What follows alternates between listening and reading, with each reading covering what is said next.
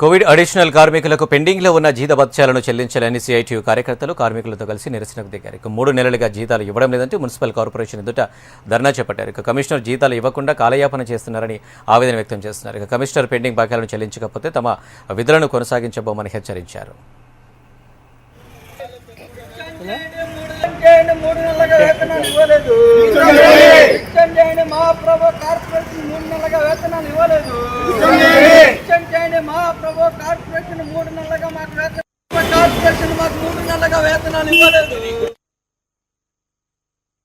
కాబట్టి మాకు పెండింగ్ లో ఉన్న వేతనాలు కోవిడ్ అడిషనల్ కార్మికులకి ఏ 3 నెలలు పెండింగ్ ఉన్నాయో ఆ వేతనాలు ఇవ్వాలి.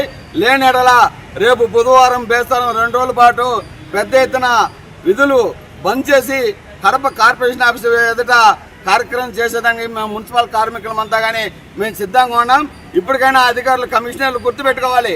మున్సిపల్ కార్మికులు పెండింగ్ వేతన 5వ తేదీ ఇస్తామనేటు ఈ రోజు 9 అవుతున్నా కానీ కనీసం 9వ తారీఖు అవుతున్నా ఇంతవరకు జీతాలు ఇవ్వకుండా ఇంకా సొల్లు మాటలు చెప్తా ఉన్నారు కమిషనర్ గారు. ఇది కరెక్ట్ అయిన పద్ధతి కాదు. తక్షణమే మున్సిపల్ కార్మికులకి ఈ రోజు సాయంత్రం లాగా పెండింగ్ 3 నెలలు వేతనం ఇచ్చినట్టు, లేదంటే బుధవారం బేస్తారం 2 రోజుల పాటు మేము ఆందోళనకు పోయేదానికి సిద్ధంగా ఉన్నాం. అప్పటికి కాకపోతే అవసరమైతే సమ్మెలోకి పోయేదానికైనా మేము కోవిడ్ అడిషనల్ కార్మికులు అందరమే సమ్మెలోకి పోయేదానికి సిద్ధంగా ఉన్నాం.